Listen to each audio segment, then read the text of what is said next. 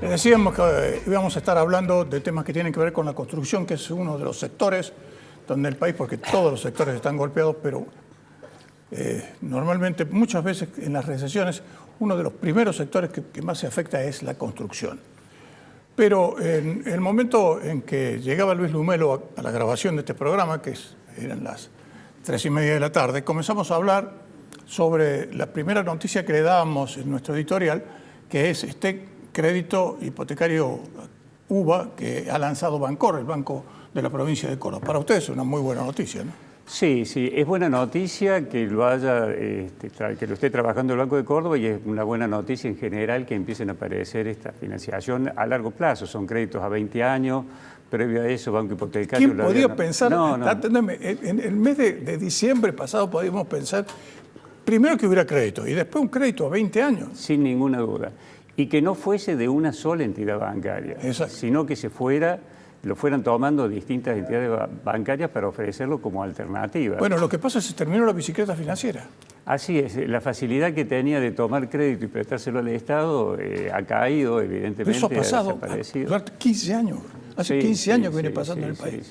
Esas cosas tenemos que decirlas, porque pareciera que los culpables de todo lo que está pasando somos... No, venimos en una pendiente de la cual era encima resbaladiza. Así que no había de dónde aferrarse, sino ir hacia abajo. Totalmente. El pedido de financiación a la actividad productiva le hemos venido desde los sectores de trabajo. Que empecemos con la construcción, que sigan con todo. Pero lo hemos venido... Mirá, no es inherente únicamente a la construcción. Se largó un crédito, es decir, son dos líneas. Una para la adquisición de material, de equipos, para la actividad productiva, similar a lo que pasa en los municipios, la adquisición de bienes.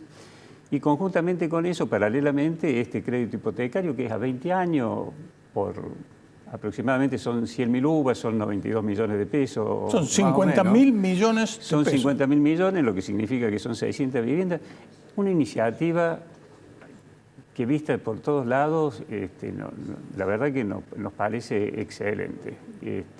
Además, con las tasas en la competencia también es la otra cosa que hay que decir. Las tasas van bajando. El primero que sacó estos créditos fue el Banco Hipotecario, con una tasa del 8,5% sobre UVA. Sobre UVA.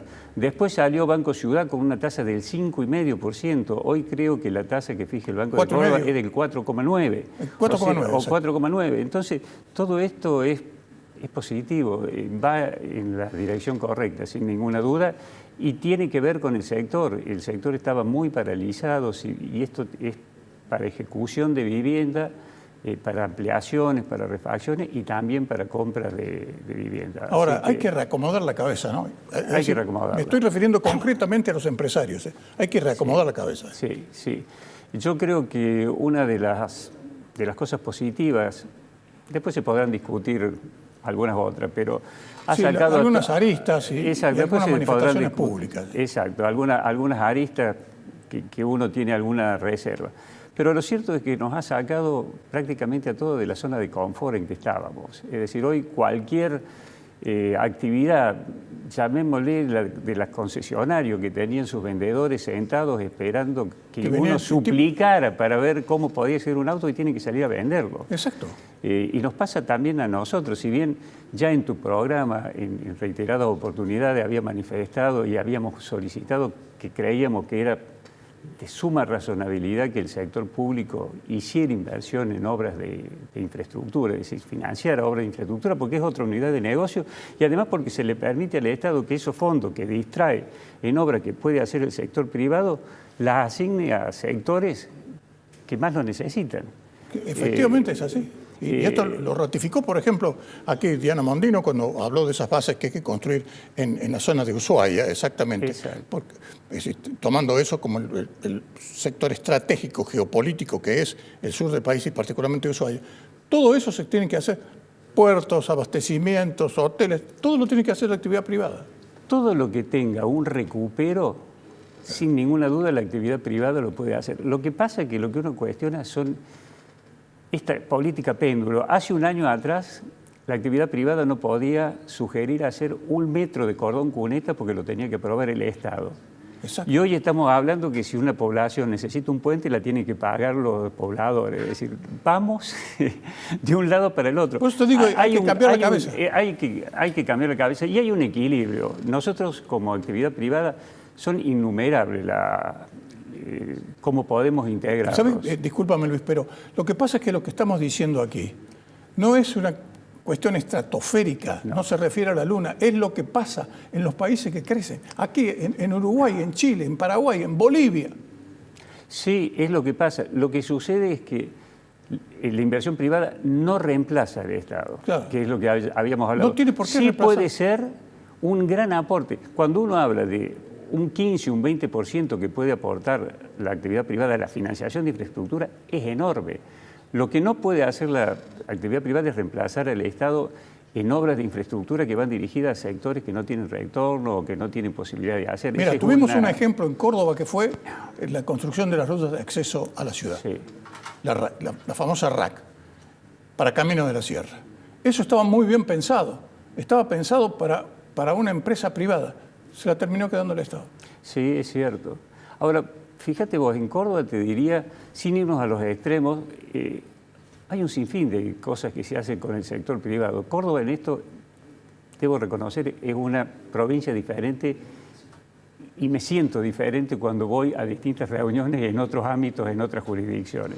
El caso de ADEC, por ejemplo. El caso de los caminos rurales, lo paga el 50% Exacto. el productor y lo paga el 50% de la provincia.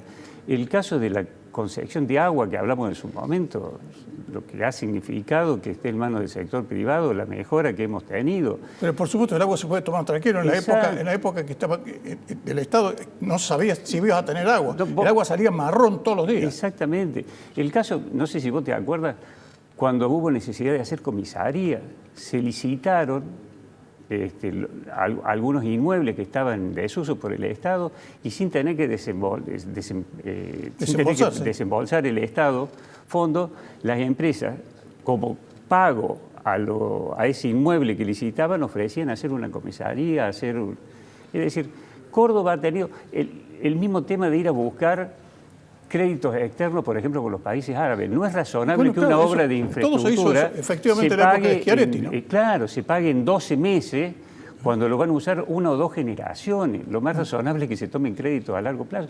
Ahora, Córdoba lo ha hecho sin tener que llegar